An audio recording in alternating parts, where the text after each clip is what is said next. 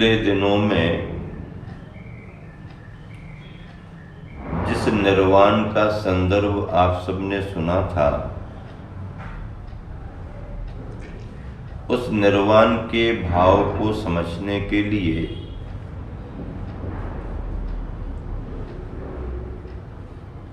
आप सभी को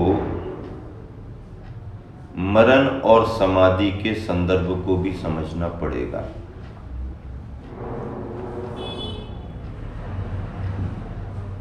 जिसका मरण सुमरण और शुभ मरण होता है, वही समाधि को प्राप्त होता है, और जो समाधि को प्राप्त होता है वही केवल ज्ञान पाकर के निर्वाण को प्राप्त होता है। संसारी प्राणी चाहता तो है निर्वाण, लेकिन बार बार संसार में जन्म लेने के काम करता है।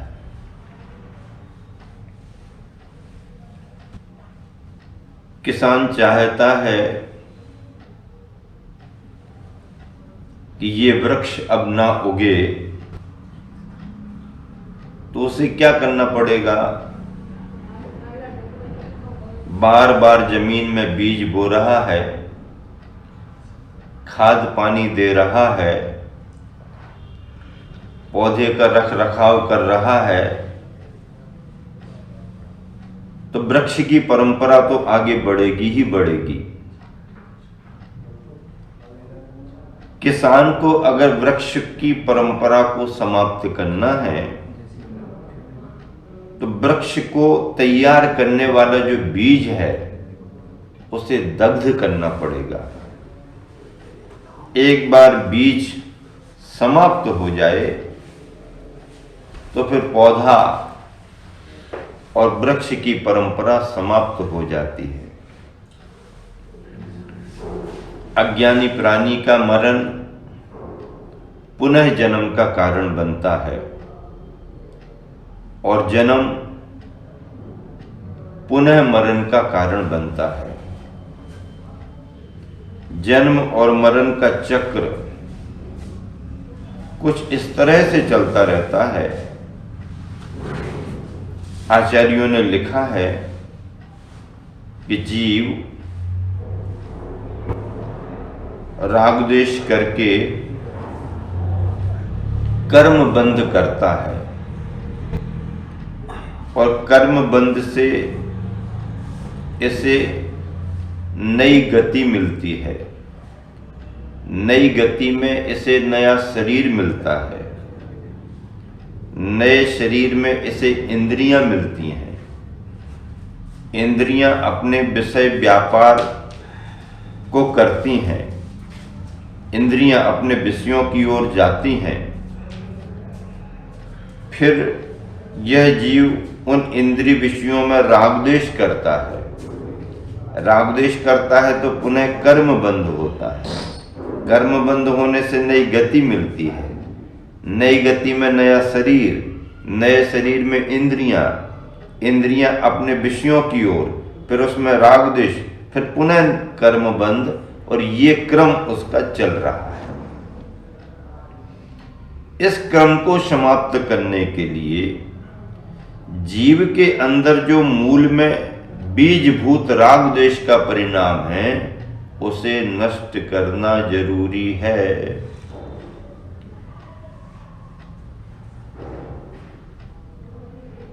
मरण असंयम का प्रतीक है। मरण अज्ञानता का प्रतीक है। मरण होता ही रहता है, लेकिन समाधि मरण ज्ञान का प्रतीक है। समाधि मरण शुभ भाव का प्रतीक है। समाधि मरण महाव्रती और व्रतियों का प्रतीक है। जैसे मंदिर बन जाए, प्रतिमा विराजमान हो जाए, शिखर भी तैयार हो गया, अब शेष कलशारोहण रह गया। अगर कलशारोहण नहीं हुआ तो मंदिर अधूरा माना जाता है। इसी तरह से व्रती और महाव्रती कोई भी क्यों ना हो, जिन्होंने भी व्रतों को धारण किया है, उपसंहार में उन्हें संलेखना करनी ही पड़ती है। संलेखना साधना के शिखर पर कलशारोहण के समान है।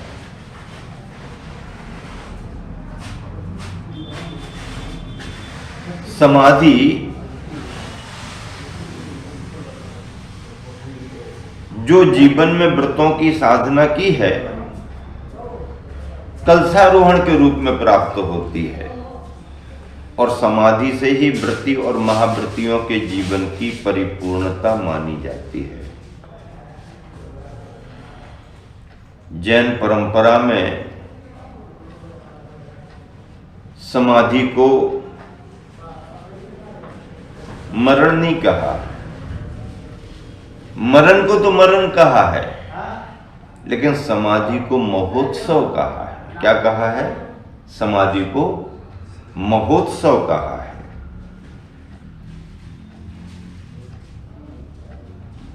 समाधि महोत्सव इसलिए है कि उस समाधि के संकल्प में कोई प्रमाद नहीं है, कोई अवसाद नहीं है, कोई चिंता नहीं है, कोई कुंठा नहीं है, कोई निराशा नहीं है। ओज और उत्साह से भरपूर वह साधक अपने जागृत परिणामों से, किससे?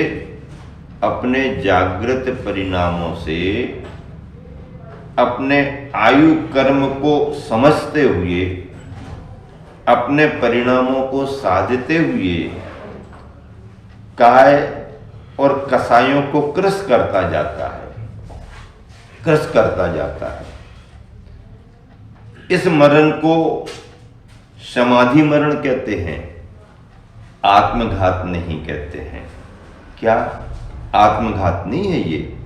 कई लोग जिन्हें जानकारी नहीं है, वह समाधि मरण की पद्धति को आत्मघात से जोड़ देते हैं।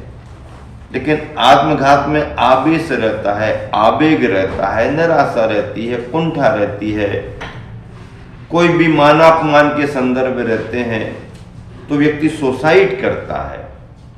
लेकिन संलेखना में ऐसा कोई भाव नहीं है। लाखों वर्षों तक जीऊं या मृत्यु आज ही आ जावे, ऐसा कोई भाव नहीं है।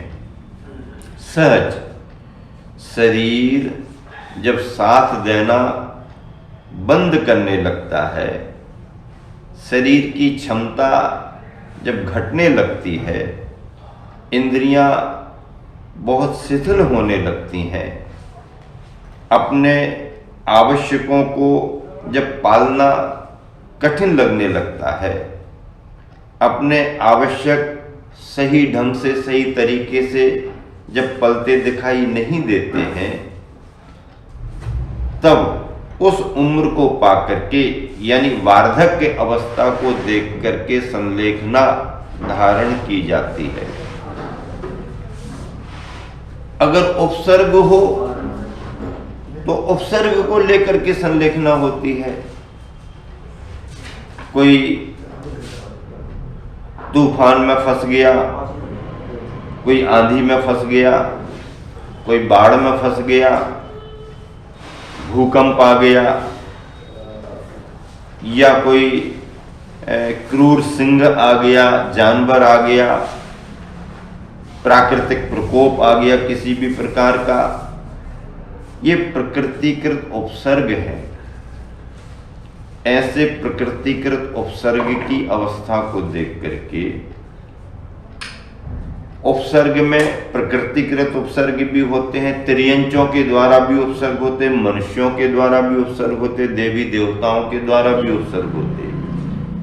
इन उपसर्गों में भी अगर ऐसा आभास होने लगे कि अब बचना मुश्किल है, तब फिर क्या करें? अपने परिणामों को संभालना सबसे बड़ा कर्तव्य है। इसमें भी सावधानी रखी जाती है। अगर ऐसा लगने ही लगे कि अब बचना ही मुश्किल है, बचूंगा ही नहीं, तो आजीवन का संकल्प ले लिया जाता है। अथवा बचने की संभावना है फिर भी कुछ कहा नहीं जा सकता, तो ऐसा संकल्प भी ले लिया जाता है कि यह उपसर्ग जब तक रहता है तब तक मेरा पूरा त्याग।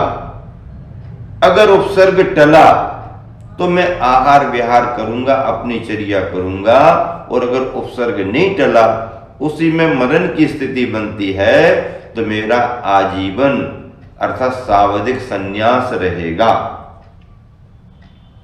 ऐसा भी संकल्प लिया जाता है। यह संलेखना की रीति है। जैन परंपरा में संलेखना को बड़ा महत्व दिया गया है और इसके अनुभव और प्रयोग जैन तो जैनेतर बंधुओं ने भी देखे हैं।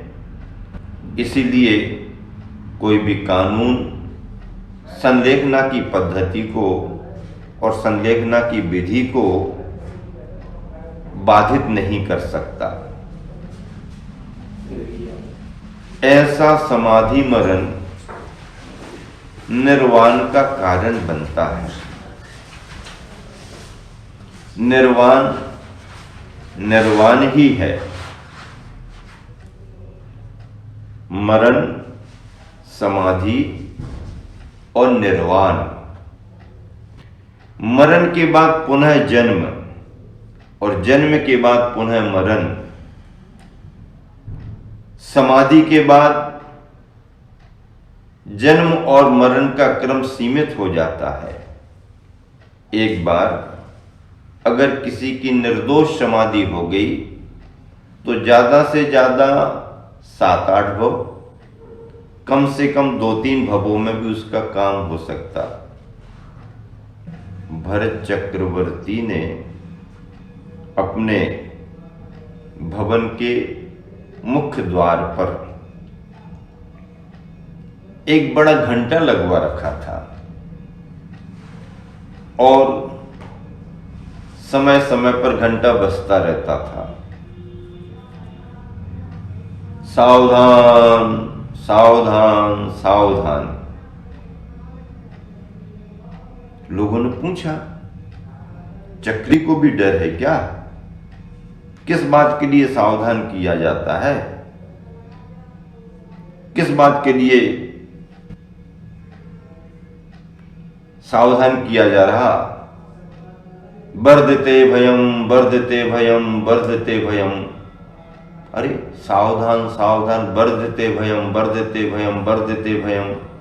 भय बढ़ रहा है, भय बढ़ रहा है, भय बढ़ रहा है। चक्रवर्ती को किस बात का भय? इतने सारे अंगरक्षा किए वो सब, फिर भी वर्धते भयम, घंटा बज रहा, वर्धते भयम, सावधान, वर्धते भयम। जब चक्री से पूछा तो चक्री ने कहा कि वैसे तो मुझे किसी बात का डर नहीं है, लेकिन मौत का भय तो बढ़ ही रहा है, निरंतर बढ़ रहा है। फिर भी व्यक्ति निश्चिंत और बेफिक्र है। मैं ब्रह्मचारी था। सन 1982 की बात है। गुरुवर आचार्य श्री नैनागिरी जी में चतुर्मास करने के लिए गए थे। प्रारंभिक समय में नैनागिर के जल मंदिर में कुछ समय व्यतीत कर रहे थे। बाद में पहाड़ी पर जाने का क्रम था। बारिश का पानी तालाब में बहुत भर चुका था। आचार्य श्री जल मंदिर के सामने वाले आंगन में बैठ कर के प्रतिक्रमण कर रहे, बाकी महाराज जी आसपास बैठ के प्रतिक्रमण कर रहे। कुछ महाराज जी उस तरफ, कुछ महाराज जी इस तरफ। मैं ब्रह्मचारी था। मैंने अपनी पुस्तक उठाई और जो जल मंदिर के लिए परिक्रमा पथ बना हुआ था, उस परिक्रमा पथ के लिए मैं पीछे तरफ जाकर के बैठ गया। सामने से पूरा पानी भरा हुआ था। प्रतिक्रमण करते करते मेरी नजर ऊपर को उठी तो मैंने देखा तेजी से पानी में एक सांप मंदिर की ओर आ रहा है। अरे सांप, पानी वाला सांप। पर जब गौर से देखा तो सांप के मुंह में एक मेंढक भी दबा हुआ है। ये देखने में आ गया, अरे सांप के मुंह में मेंढक दबा हुआ है।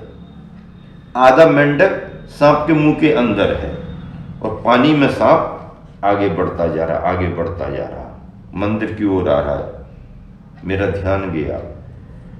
फिर मैंने देखा कि सांप मेंढक को मुंह में दबाए तो आगे बढ़ ही रहा, लेकिन जैसे आसपास में मछलियां आई तो मेंढक उन मछलियों को पकड़ने का प्रयास कर रहा। ये मामला क्या है? मेंढक स्वयं मौत के मुंह में बैठा हुआ है और वो मेंढक स्वयं मछली को पकड़ रहा। प्रतिक्रमण तो छूट गया, उसी में मन उलझ गया, विचार करते रहे, पाठ हो गया। बाद में आचार्य भक्ति हो गई, सभी महाराज जी यथास्थान चले गए। एकांत में जब भैया वृत्ति हो रही थी तो गुरुवर से मैंने कहा, गुरु जी आज ऐसा ऐसा देखने में। हाँ, ऐसा देखने में ऐसा? फिर क्या हुआ? सर्प आया, लेकिन मुझे देख करके वो पलट करके दूसरी तरफ चला गया। अच्छा, सर्प के मुंह में मेंढक और मेंढक मछली पकड़ रहा। यही तो संसारी प्राणी की विचित्रता है। सर्प के मुंह में मेंढक तो कहीं भी किसी को भी दिख जाते हैं, लेकिन दबा हुआ मेंढक प्रयास करके मछली पकड़ने की कोशिश कर रहा। ये तो संसार का बड़ा विचित्र अजूबा है। विचित्र किंतु सत्य, जैसे कहते हैं ना, विचित्र किंतु सत्य, ऐसा मामला है। यही संसारी प्राणी की दशा है। गुरुवर ने ऐसा कहा। तब मुझे लगा बाकी में ये मोहासक्त अज्ञानी प्राणी अपनी मौत को भूल करके और संसार के इसमें उलझा हुआ है।